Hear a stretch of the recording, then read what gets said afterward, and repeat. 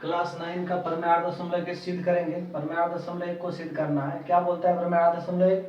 किसी समांतर चतुर्भुज का विकर्ण उसे दो सर्वांगसम त्रिभुजों में विभाजित करता है, ये हमें सिद्ध करना है। ठीक है, तो ये प्रमेय 8.1 है क्लास 9 का, ये समांतर चतुर्भुज के बारे में है।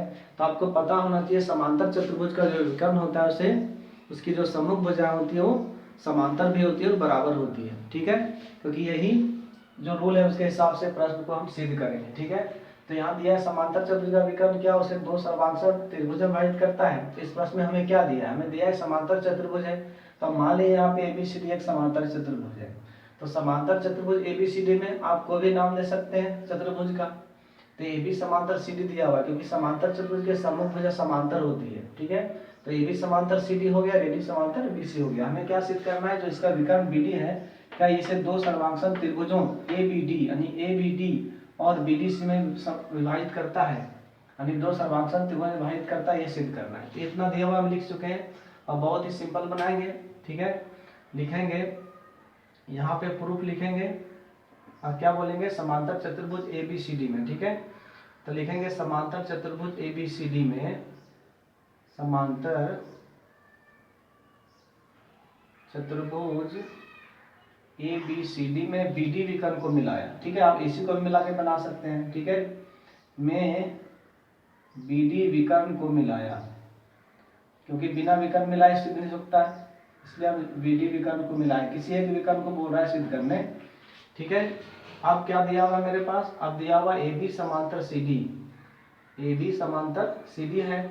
जब ए बी समांतर सी डी है तो बी डी क्या हो जाएगा? तिर्यक रेखा होगा। ठीक है, एवं बी डी क्या हो जाएगा? एवं बी डी तिर्यक रेखा होगा। तिर्यक रेखा है। आपको पता होना चाहिए यदि दो समांतर रेखाओं के तिर्यक तीसरी रेखा काटती है तिर्यक रेखा तो इसके एकांतर कोण बराबर होते हैं। ठीक है, इसी से बनेगा प्रश्न। इसीलिए क्या हो जाएगा? ए बी समांतर सी डी हो गया। ए बी समांतर सी डी, आपको ध्यान रखना है जिस भुजा से जुड़ा कोण है वही लेंगे। तो ए बी समांतर सी डी है तो हम ये वाला कोण लेंगे। ठीक है, ये वाला कोण और ये वाला कोण लेंगे। ठीक है, तो हम क्या लिख सकते हैं? कोण ए बी डी, कोण ए बी डी बराबर हो जाएगा कोण बी डी सी। कोण क्या हो जाएगा? B D C. ये हो गया समीकरण 1 और लिखेंगे एकांतर कोण। बहुत ही सिंपल, ये प्रमेय प्रूव हो जाएगा। ठीक है, आप प्रमेय समझ जाएंगे तो सारा क्वेश्चन आसानी से बनेगा। ठीक है, उसी प्रकार क्या लिख सकते हैं हम? उसी प्रकार हमको दूसरा युग्म समांतर दिया हुआ है, तो उसी प्रकार दिया है हमको AD समांतर है BC का। जब AD समांतर BC है तो BD क्या हो जाएगा? तो BD हो जाएगा आपका तिर्यक रेखा। दोनों का तिर्यक रेखा BD है, सिर्फ संलग्न कोण चेंज हो जाएगा। आप देखिए AD समांतर BC लिए तो ये वाला कोण लेंगे और ये वाला कोण लेंगे, क्योंकि BC भुजा से संलग्न कोण लेना है। ठीक है, इसीलिए क्या लेंगे? कोण A। अब दूसरा में हम लेंगे ये वाला कोण। ठीक है, कोण BDADB,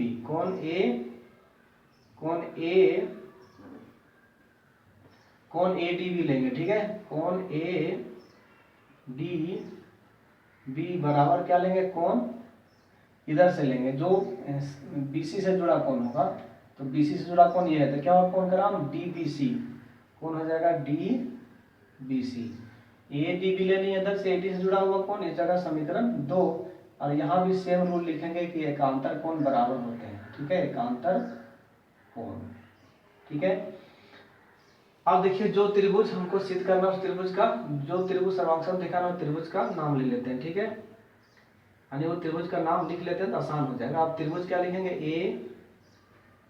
ABD एवं त्रिभुज BDC में, ये दोनों त्रिभुज में क्या देख सकते हैं? सबसे पहले एंगल, एक समीकरण 1 से एक एंगल आ गया तो लिखेंगे कोण ABD बराबर हो जाएगा कोण BDC, कोण BDC। ठीक है, हो गया एंगल। फिर वो साइड ले लीजिए आप BD दोनों त्रिभुज के भुजाएं हैं तो BD बराबर हम BD लिख सकते हैं। ये लिख सकते हैं उभयनिष्ठ, क्योंकि दोनों त्रिभुज की भुजाएं हैं जो विकर्ण है। उसके बाद समीकरण 2 से दूसरा कोण आया है कोण ADB बराबर कोण आ गया है DBC, कोण DBC।